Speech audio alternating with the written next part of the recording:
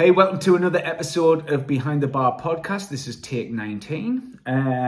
Brought to you by the coaches and clients of RT Fitness Durham, Sunderland, and of course the Barbell Club, where we take you from complete beginner to photo shoot ready.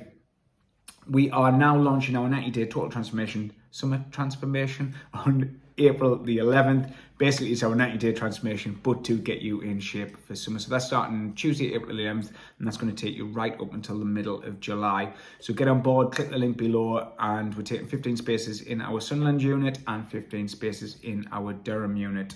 So today's episode, me, Dan and Sarah, the absolute RT originals, been together 8.5 years, like as a whole. We did some Q&As, basically some questions got chucked at us from the clients this morning. So here they are. It's going to be, should I lower my calories? Am I allowed a cheat day? Who's your favourite musician and why? And what's the most important thing to prioritise well-being? So we get nice and deep in on the questions from there. So enjoy this one. Right, Dan, Sarah, questions today. Is that it, straight in? Yeah, always. Okay.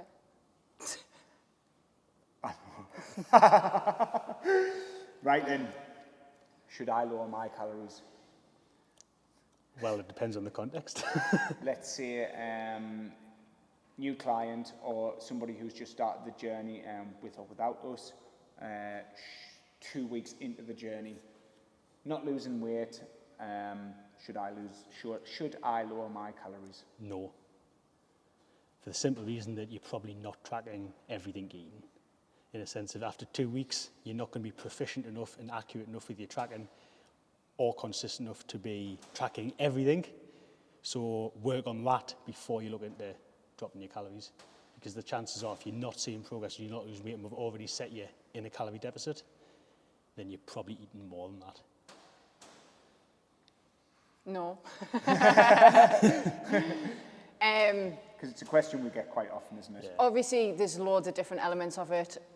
Completely agree with what Dan's saying. There's other elements to it, such as activity levels. I would always want people to have a look at the activity levels over and above just dropping calories, because if we set calories, we generally set them on the basis that they're going to be in a calorie deficit.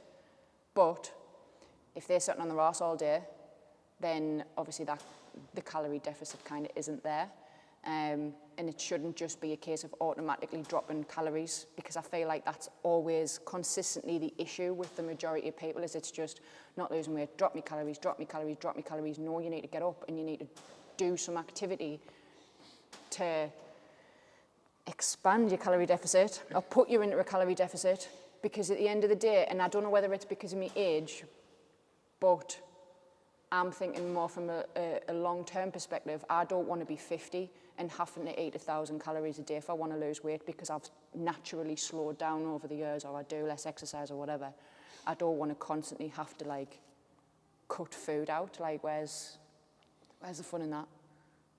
I think we've touched on before in other podcasts as well, if you're sedentary, you're never going to be able to eat little enough, consistently enough to lose weight, in the sense that when people say, if someone has a really low TDEE or BMR, really low, it's because they're not getting their activity in. So therefore, in order to lose weight, they need to eat next to no calories. How long are they going to be able to do that before? Because it's unrealistic in the sense that food's great and it's hypercalorific, and it doesn't. It's very easy to eat a lot of calories quickly. It's hard to burn them off.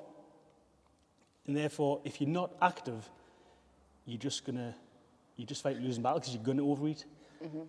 So what about these people who say, I have tracked everything, I have hit me 10,000 steps. Let's still use, say, the 2-week barrier though. What would you say to them then? Still using the 2-week barrier? Again, it's something we all experience. I mean, obviously, you experience it with longer-term clients as well. Yes, yeah. Something's going wrong. Yeah. Something between what you're telling me, the information you're giving me, and the information you're tracking yourself, something's going wrong. Because if they're doing everything they're saying they're doing, there's no justifiable reason why they wouldn't be losing weight. So therefore, they're either under-tracking, or there's something going on in between the information they're giving me. There's something, you can't dispute the fact that if you're in a calorie deficit, you will lose weight. Yeah. That's, yeah, So yeah, it's yeah. It's, what if though, what the thing is though, most of them probably are thinking that they're doing it Yeah. correctly. Oh, of course. Yeah, so say they've had no alcohol, all the rest of it, everything right. Because they might think they've done everything right, because a good one was Johnny yesterday, where he sent us a shred. He's actually taken a database of his calories in, calories out, every single thing like that, and the data the data is actually 33% out. So Johnny's obviously going to be a good tracker. Yeah. He's going to be a good tracker, and the data says that he's burned this, but all in all, for the last 10 weeks, where he's lost 20 pounds, he should have actually, on paper, lost 30, and that's a proficient person. Oh, of course. We all... Does that factor in the fact that he's been losing weight as he's gone? But this was the other thing, because he's done it over an average, and I said, well, he's probably burnt more at the start, and then it's come down. Yeah, I mean, I think it's always dangerous territory with the sort of projected things, in the sense that, like, it's never going to be an exact science. No. Do you know what I mean? There's so many variables. It is an exact science. Yes, but in real terms, in terms of people, it's always going to be hard to say, well, this is how many calories you've burnt, like, on the thing, and this is what you've done. It's always going to be a slight discrepancy. I've lost my train of thought. But it is good, the variation between it is like, because at the end of the day, as much as these are great, tracking apps are great, it's never going to be 100%. At the end of the day, right, I think to think everyone's perfect at tracking is that's where I was the thing going is, I'm not particularly great at tracking. Like, I track, but I can guarantee there'll be some anomalies in there, because at the end of the day, you can't be perfect with it all the time. But look at Katie. I'm sure Katie won't mind us talking about that. Which one? Katie B. Right, okay. So obviously she's been gradually putting weight on, deliberately, but she couldn't figure out, she wanted to find like a maintenance and stick with it, and she couldn't figure out why she was still increasing in weight. She realised, just like literally last week, she eats the same thing daily, and she's been tracking her rice wrong. So half the amount of calories, I'm sure it's like an extra 150 calories a day. Yeah. But obviously, every single day over a period of time, it all adds up. That's 1,000. And that's someone who has been able to diet down, and that's someone who has got to the point of fucking shredded leanness. It's so easy to go wrong. The thing you've got to remember is, like, where do we get this information from? For what calorie? It's just what's on the packet. There'll be a tolerance. Do you know what I mean? It's like there's only so accurate you're ever going to be able to be. Plus, do you weigh every single thing you eat?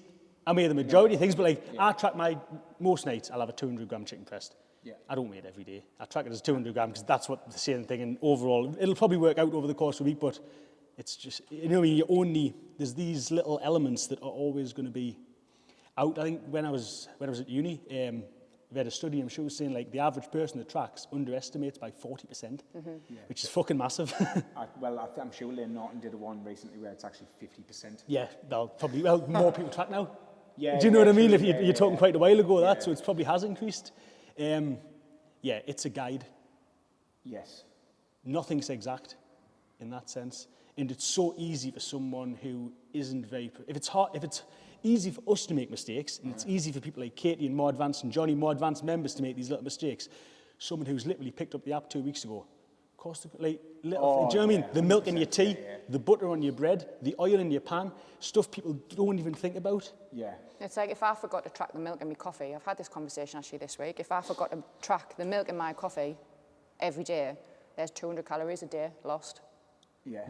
And how many times do you see people just track something as dead standard? So, like, they'll just literally search a ham sandwich, put whatever comes up in. You know what I mean? Like, and it's always lower. That's no reflection on what you've ate, or just track a coffee, when in fact they've had a mocha latte macchiato with caramel syrup and everything else that's 500 calories. It's so easy to just put in the simplest answer. Yeah, it is. So should I lower my calories? No. Not yet, anyway. Excellent. Right then, this one's from Caroline. That first one was just from me. But this one's from Caroline. Was it Caroline?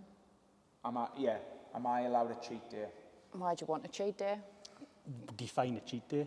What do they mean by a cheat day? I think this is just a question rather than actually from her. So I think no. My response would be, what's a cheat day? Yeah. Is a cheat day just going out and having a full day where you don't track, where you have anything you want?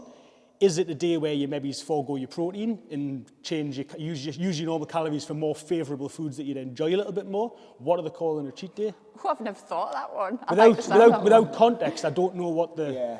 Do you know what I mean? I think the thing is... Cheat days just totally go off the boil. And The cheat day is just where everyone just does what they want. But the thing for me is, like, why do you need a full day? Why do we need to name a day?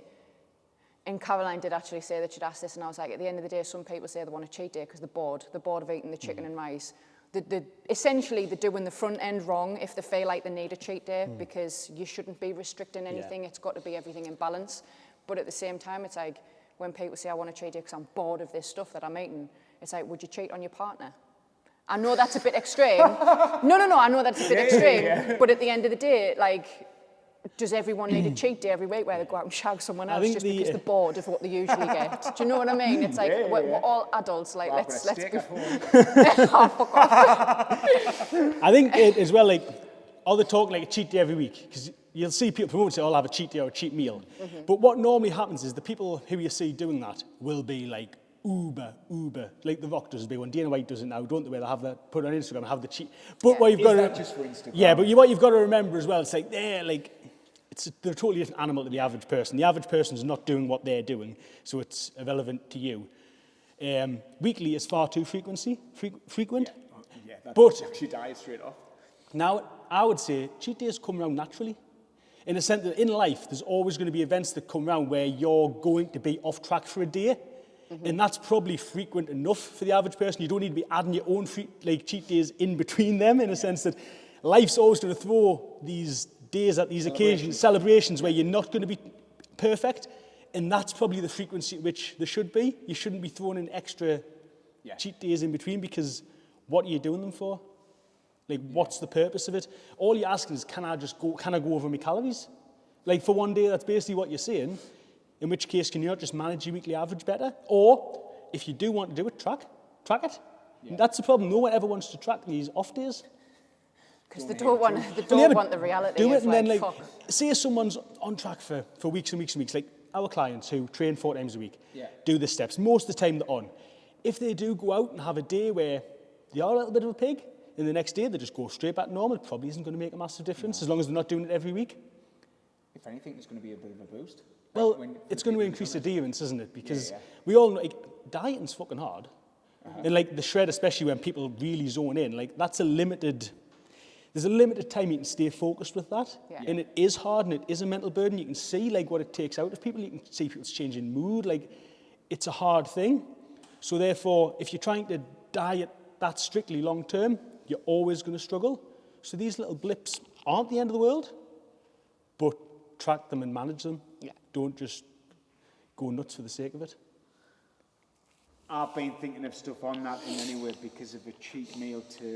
The thing is, everybody thinks is diet food. This is like actually from Tottenham, from Nikki. What everybody classes as diet food is actually just normal food, and we need to get that diet as just our normal daily food, because then this would be classed as a cheat, but people constantly say it as diet food instead of just normal food. Yeah, definitely. I mean, I enjoy my evening meals every night. I have loads of different stuff, and they're all really relatively well. I put them all on my Instagram. Most of them are trackable. Most of them are nice. They aren't chicken and veg. Like, do you know what I mean? You can be quite creative and make meals you enjoy with better ingredients, with better choices that are enjoyable foods. I had ham toasty last night for me tea. I had chips and barbecue pulled chicken. Yeah. Lovely. So the thing is, I like my spaghetti bolognese, and people go, oh, spaghetti bolognese, or like, oh, chili, and it's like spaghetti and meatballs. Do you have turkey mince though? What? Turkey mince or chicken? 5% 5% beef. But 5%. You know, my argument. But it's like, it's 500 calories for a meal. It's like, but it's nice, and people. I always have that argument because I use turkey or chicken mince for almost anything like that. Right. And everyone says, oh, it's bland. But to me, mince just tastes like whatever you're seasoning with. If you're having it in a sauce, it just tastes like the sauce anyway, so why does it matter? Yeah. That's what, like, do you know what I mean? It's like, if I'm making a bolognese, it tastes the same. All it tastes is the bolognese sauce. I think men have definitely got different taste buds? Taste buds to women, like, because I would taste the difference straight away. But you see, you can taste the Diet Coke. I think it's just a mentality thing. No. There's just some people that are like... Honestly, if someone brings me it out, I'll look at him straight away and go, this isn't Coke, this is Pepsi. I think it's like one of them things. Fucking straight away you can tell. But does it matter? Like, is it enough to matter? The thing, Like, would you enjoy it less? I don't know, because I've never That's actually like, do you had know what I turkey mean? mince spaghetti Like, bolognese. would it, like, if you were struggling for your calories, would you enjoy that meal less? Probably not. But the thing is, the difference between the 5% mince, beef mince, to turkey mince isn't that. Yeah.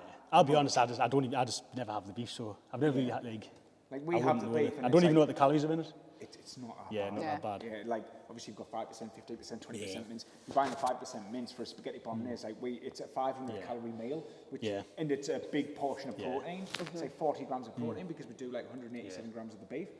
So it's I think there. a lot of it, I think a lot of it for people when they're talking about diets and stuff like that is when they say, oh, can I have that? And you look at the portion sizes on the plate. I mean, we've talked about spaghetti bolognese before. It's a nice meal. You can have spaghetti bolognese as a 500 calorie meal. Didn't But need half a garlic bread. It's a discretion portion. Some people will have but it fills a bowl. Yeah. It's a decent portion. I'm full after it. Yeah, it But is. then you can have some people where they'll have it on a plate and the plate will be full and you know it's going to be like 800, 900 calories. Then they'll put the garlic bread in there as well, and it's like, wait, that's when you start going into the realms of... The problem is people, it's the whole diet thing. Because it's people associate dieting with eating a certain way. So when they go on a diet or they start tracking, they try to eat in a certain way, which is unsustainable. It's like you can stay within a calorie deficit and still eat relatively nice, normal foods with just making a few choices. Like you'd have to change very few things in a spaghetti bolognese to turn from a 500 calorie meal to a 1,000 calorie meal. Very few things. You talk a little bit like just little tweaks. It's that simple. You're still having the same meal and probably wouldn't make any difference. No. If you were to bring 2 plates out and get someone to eat them both, there probably wouldn't be a massive difference between the 500 option and the 1,000 option. You've just been a little bit more mindful with what you've put in it. Yeah. You just give yourself 10 minutes afterwards. If you feel hungry still, have an apple. There you go. If you're really hungry, you would eat the apple. Ta-da. So am I allowed a cheat meal? But it all depends as well, doesn't it? Is your fucking goal fat loss? Yeah. That's it. If your goal is fat loss, why do you want to slow it down a bit? I just think we need to stop labelling shit. I know. Yeah. And just, it's the I balance again. suppose just again, balance. talking about context, a cheat meal or a larger meal, if someone was trying to put on weight, mightn't be a bad thing. In a sense, like I've struggled the last few months trying to put weight, and I have struggled. Would I benefit from, say, on a Saturday night, right, I'm going to order myself a takeaway? Yeah. 2,000 or 3,000 calories on top of what I'm already having on the week that I'm struggling to get into in the week. Do you know what I mean? Yeah. Straight away. So in some circumstances, you could use that. I know, for example, Luke has a meal out, didn't he? Luke has one meal out a week on his plan, and that's probably for that reason, because it's a big lump of calories you're putting in on top of what you would already have that isn't sort of inconveniencing you anymore. Yeah, So that's right. everything's contextual. What's the goal? Why do you want to do what you want to do? Yeah. So many layers to everything. I hate the way you say layers. Layers. Right, this one's from...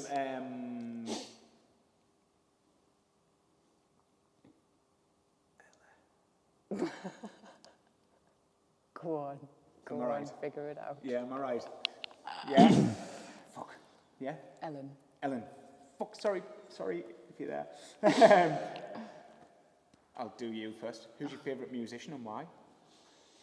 What a fucking random question. No, Dad gets to think about it. Who's my favourite musician and why? Pink? Why? Because she's fit. Okay. No, why do I like Pink? Do you know what it is? I've always loved her. I've always loved her music. I've always like having a dance, the songs that I can sing to and dance to and just enjoy. I like lyrics. I'm quite a lyrical person, and I like our lyrics. I think they've got a lot of depth and a lot of meaning to them. And then obviously I watched our documentary it was on Prime, wasn't it? And I just think she's an outstanding person. I think if I'd had a little girl, that's who I'd want her to look up to. Obviously me, but then do you know when people put celebrities on pedestals and you look at them and they think, nah, but they're actually just arseholes? Like fucking Kardashians, there's nothing special about them at all, other than they've played the game and they've made a shit ton of money. And it's like... Respect for them, though. Depends whether you respect money as an outcome. Yeah. Exactly. If you look at everything that they've actually done to get there, and and what they represent. It's And like, not just that, the impact they've had on society as a whole over the last 10 years, Yeah. which Okay, is I'll retract my massive. statement. Let's Yeah, go yeah, back yeah, to my favourite musician and why. Wait, she's very wholesome. Like, she's got a lot of good values, and I like just everything about her. Yeah, Pink. Sweet. Who's your favourite musician and why, Dan? I can think of a few. No, it's hard. I can think of a few. I've got an eclectic taste in music. Just spit them out. I'd go for Johnny Cash. Right. Because I love his music, and I've always loved music. I like all different types of music. I was thinking Yeah. Bruce Springsteen. There's a few I had in mind. But what I love about Johnny Cash is like the whole picture. Like, he's a character. And I think musicians now are so dull. They've got no personality. They've got no story. They've got no life. Like, there's just nothing. There's no depth to them. And I just think, besides liking his music, he's just such an interesting character.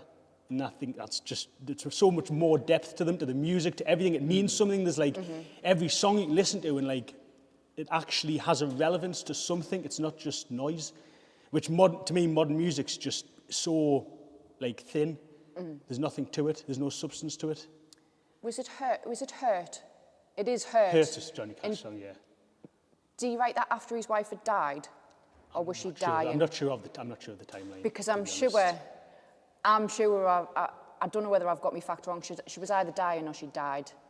And that was that song, like, I can't remember. I think he had a lot of I need to look interesting into it. views, things on rehabilitation, all them sorts of things. Obviously, he did like false imprisonment and stuff like that, and just an interesting person.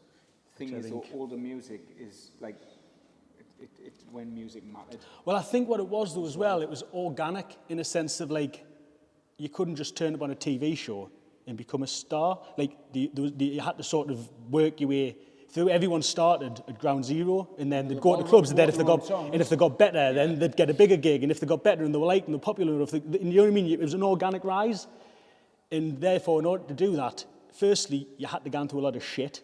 Like, do you know what I mean? Someone like trekking all over the country for knee money, crap gigs, probably getting abused, pint glasses thrown at you, you know what I mean? And then it's building, they're working for it. They're working hard for the outcome. Right. And they've just got more, more depth to them. Do you not think artists are doing that though now? Because like, I know you're probably going to say no, whatever, right? But at the end of the day, some kid, right, great voice, say they wrote their own songs, having to just use the camera, sing into that, that's the first YouTube video up, doesn't get any traction. They have to put another song out there. I need think traction, it's like, and then keep building for it up, me, building it up, building it up. I struggle with different. recognising that as like being difficult. Because I don't think it is. I don't think sitting in your bedroom with a camera, even if you have to do it a million times, is something hard to do. But that's just my views on, like, that's just how I see things anyway.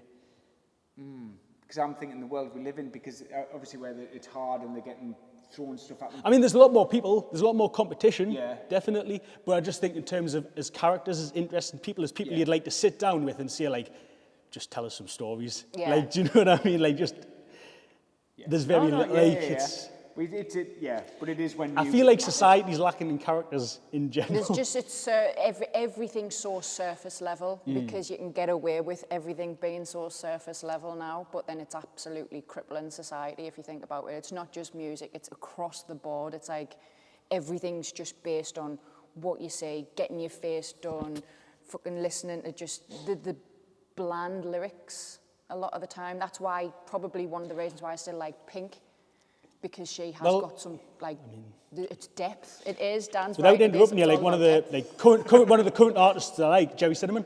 I think he's fantastic. He was homeless. He was a drug addict. Do you know what I mean? Yeah. Again, it's someone with like No, he likes the other one. it's someone Who's with good on Instagram. depth. No, I'm sure Joe had him He playing- probably does like Probably Jerry does. Cinnamon, He's the but right who's the age. other? Who's the other one everyone goes to say? Who's not? Sam No, Fender. Lavaldi, That'll be Lavaldi. Sam Fender. Capaldi, Lewis Capaldi. Oh, Lewis Capaldi. Lewis Capaldi. He annoys me a bit. Right, so last one from AJ. What's the most important thing to prioritise your well-being? We'll start with Dan. Happiness. Whatever makes you happy is doing the things that make you happy are always going to contribute to your well-being, in the sense that if you're unhappy, you're never going to be able to do all the other things that you need to do. So how can you prioritise your happiness? Or do you just...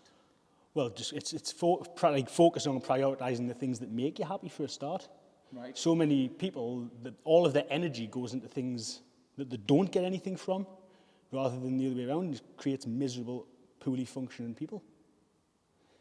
in a sense of, and if you aren't happy, how are you going to find the time to do the other things like gym, for example, steps, or whatever contributes to your happiness? For some people, what makes them happy might be nothing to do with health and fitness. It might be other things. It might be things that aren't even beneficial to their health. It might be things that are detrimental to their health. But if it makes them happier, does it swing the balance? It's a tricky thing. Crack. Yeah. Well, like, if you're a drug addict, then crack makes you happy. Do you know what I mean? It's like, I know, there's a line. There's a line. But does it really? Yeah. In a sense of, Fulfillment. Sarah. That's where there's a grey area between actually what makes you happy and what blurs out your misery. Because I think a lot of people who think, I'm going to go out for a drink because I'm happy when I've had a drink, it's like, no, you're covering something else that's making you unhappy. There's that I'd line as well, between the I'd like two. to add positivity over negativity.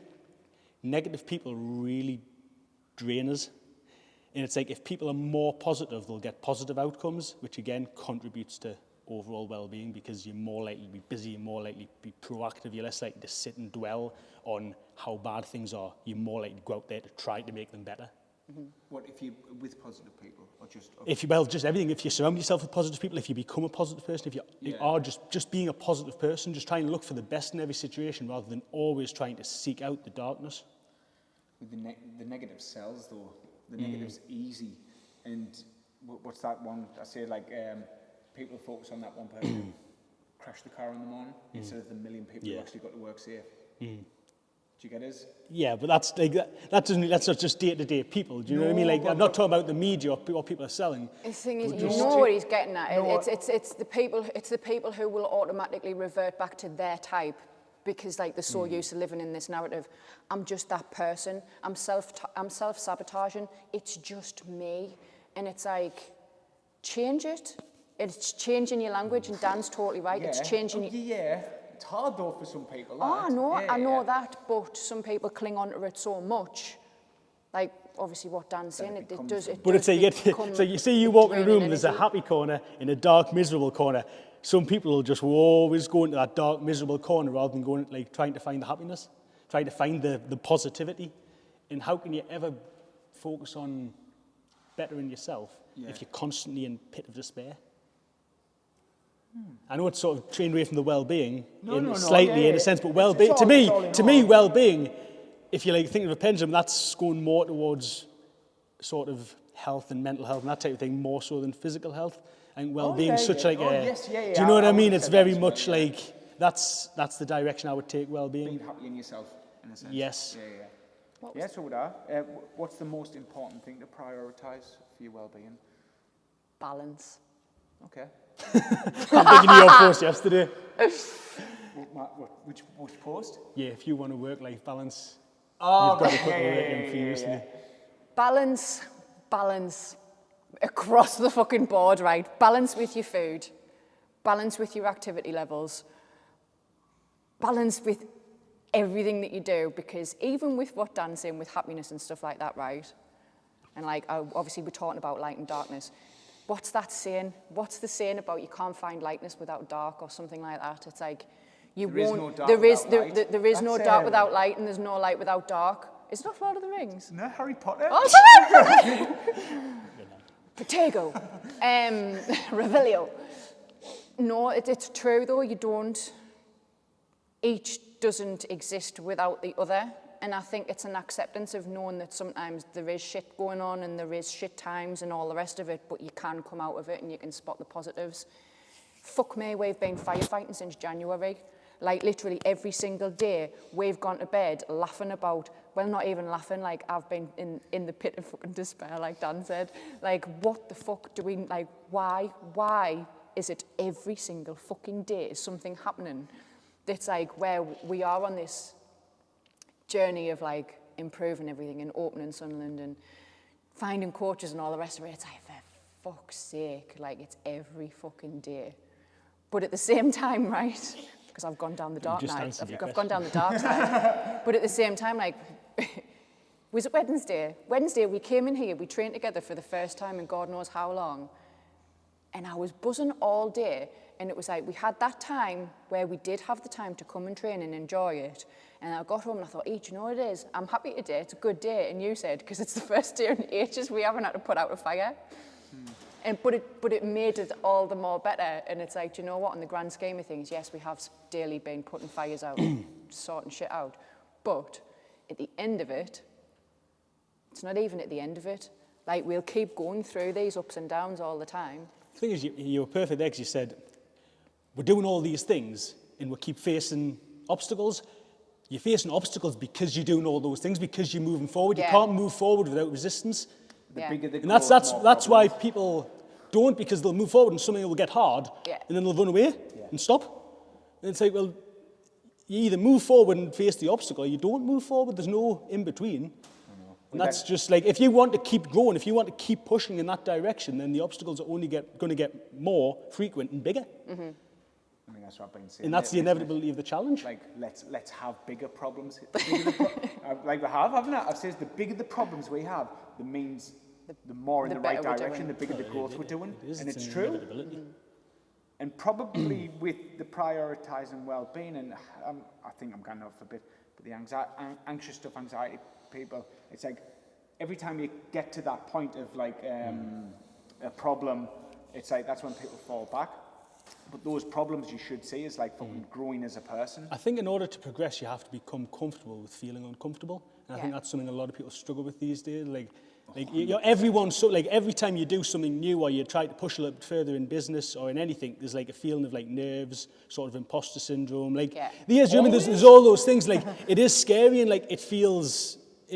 Sometimes you worry and you worry about the risk and there's all those things, and it is an element of anxiety. But if you don't try to push through that nerve, which we all feel regularly, do you know what I mean? We're all trying to achieve something. You're never going to get there, and it's really difficult. It is scary because, especially with business and stuff, they aren't made up problems. These are like real problems, financial things. That like there's real life repercussions. Yeah. So it is, like, of course, it's going to create feelings of uncertainty and being unsettled. Remember our videos 7 you years just ago? You just have to become comfortable with them. Videos 7 years ago. Us three videos 7 years ago. Oh yeah. Yeah, I can. How were you feeling on those? I go back and watch that. Do you know what I mean? It is mad. Like, I would literally. I'm Sarah. I have a horse. It wasn't. I've got a. It wasn't even a horse. No kids. I'm Sarah. I have no kids. I've got cats though. I've got a cat. The thing is, it's like years ago. Like, I would literally sit and fret and worry about a video like this going out because I'm terrified of what people are going to think about it, what I'm going to say. Am I going to dislike how I sound on the video? I don't care now. Like, I just don't care. Like, I really don't care. And that's evolution. Do you know what I mean? It's like years ago, that was the scariest thing in the world for me, to sit in front of a camera. And now the thing is, it's like you've become comfortable with yourself. Well, just confidence, but that's... It is confidence, but it's understanding, I think, generally for people, it's understanding, like, that those people who you're worrying about don't matter. Yeah. Like, look at your circle who matter, look at the people who you actually care about, and... Oh, definitely. I think that comes with maturity as well. Yeah, 100%. As you get older, you're less bothered. Which is why old people don't give a shit about anything. So yeah, balance. Okay, well, we'll call it there. Not like us to go off on a tangent. Yeah. Yay!